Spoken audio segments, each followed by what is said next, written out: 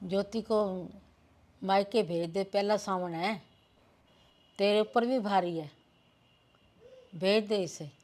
हाँ हाँ दीदी, मैं अभी बात करती हूँ ज्योति से, जाएगी क्यों नहीं। अब 1 महीना तो उसे अपने मायके में ही रहना पड़ेगा। और रीत रिवाज जो हैं वो तो निभाने ही पड़ेंगे ना। हाँ वो तो निभाने ही पड़ेंगे। अच्छा रंजो, मैं चलती हूँ फिर। ठीक है दीदी। अच्छा ज्योति,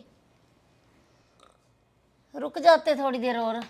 बस चलती हूँ।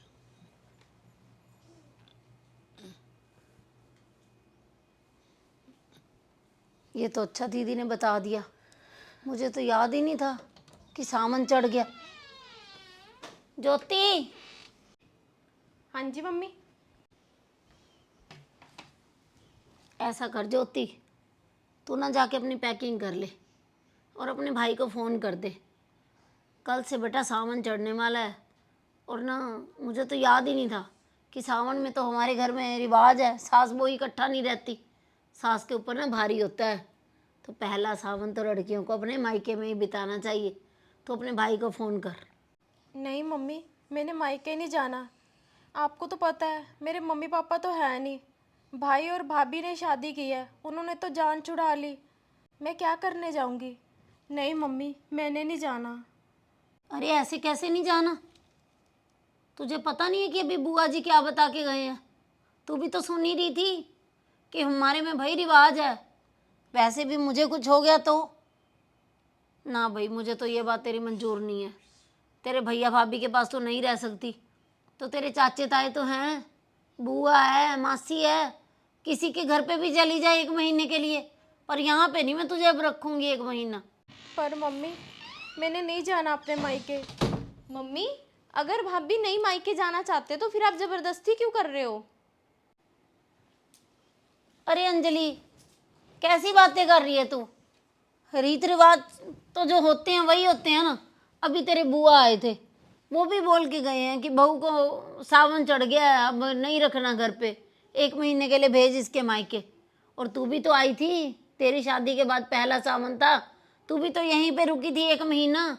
तेरी सास ने कौन सा तुझे घर पे रख लिया था। मम्मी, उस टाइम की बात अलग थी। मेरे मायके में तो मेरे मम्मी पापा हैं, लेकिन भाभी के मायके में उनके मम्मी पापा नहीं हैं, सिर्फ भैया भाभी हैं। उन्होंने तो मम्मी शादी उनकी बहुत मुश्किल से करी है। तो मम्मी आप थोड़ा सा तो बात को समझो। भाभी का अब यही घर है, तो आप भाभी को यहीं पर रहने दो ना।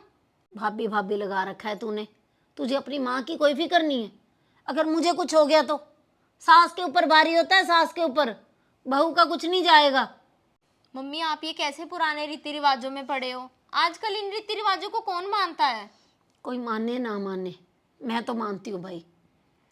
चलो ठीक है फिर मम्मी, अगर आपने जिद पकड़ ही ली है कि सावन के महीने में भाभी को यहाँ पे नहीं रहने देना, तो कोई बात नहीं, भाभी को मैं ले जाती हूँ अपने साथ अपने घर।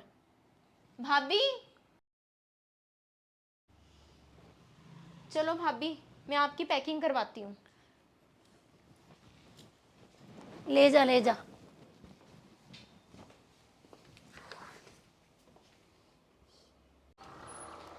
कोई बात नहीं भाभी, आप अपने मायके नहीं जा सकते तो क्या हुआ, आपकी ननद है ना हमेशा आपके साथ।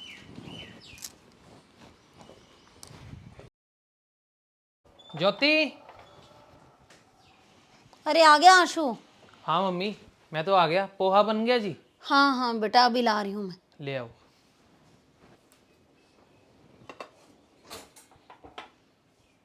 अरे मम्मी, आप किचन में क्या कर रहे थे? ज्योति कहाँ पे है? ज्योति, वो तो ना तेरी बुआ आए थे, तो वो कहने लगे कि सावन में ना सास बहू को एक साथ नहीं रहना चाहिए, बहू को मायके भेज दे। क्या? अरे मम्मी, पर ज्योति कहाँ जाएगी? आपको पता तो है उसके भाई भाभी हैं घर में, वो भी उससे अच्छा व्यवहार नहीं करते। तो मैं क्या करूं बेटा इसमें कि उसके भैया भाभी अच्छे नहीं हैं। मायका तो मायका होता है, पहले भी तो वहीं पे रहती थी, अब ऐसा क्या हो गया। मैंने तो उसे बोल दिया था कि किसी भी बुआ के घर चली जा, मासी के घर चली जा, किसी के घर भी चली जा। पर क्या बताऊं, यही बात ही चल रही थी कि ऊपर से अंजलि आ गई, और अंजलि ज्योति को अपने साथ ले गई है 1 महीने के लिए। क्या? अंजलि के घर चली गई ज्योति? हाँ। अरे मम्मी, आप भी ना किन पुराने रिवाजों के चक्रों में पड़े हो। अरे बेटा, अगर तेरी माँ को कुछ हो जाए तो मेरे ऊपर भारी होता है बेटा, बात को समझा कर। चलो मम्मी, चम्मच तो ला दो मम्मी, चम्मच नहीं है। लाती हूँ अभी। अरे मम्मी, क्या हो गया मम्मी? लगता है आशु पैर में मोच आ गई। अरे मेरा मम्मी, तो पैर भी सीधा नहीं हो रहा। मैं अभी अंजलि को फोन करता हूँ मम्मी।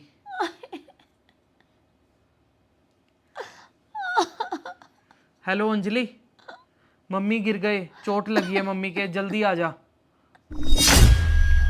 मम्मी दूध में हल्दी कितनी डालूं? बेटा 1 चम्मच। मम्मी, अरे मम्मी क्या हो गया आपको, कैसे गिर गए आप?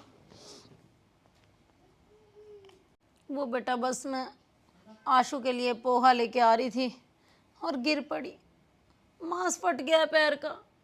डॉक्टर ने 21 दिन का रेस्ट बताया बेटा। अच्छा मम्मी, 21 दिन का रेस्ट? चलो मम्मी कोई बात नहीं, आपको क्या टेंशन है, आप आराम करो, भैया रसोई संभाल तो रहे हैं।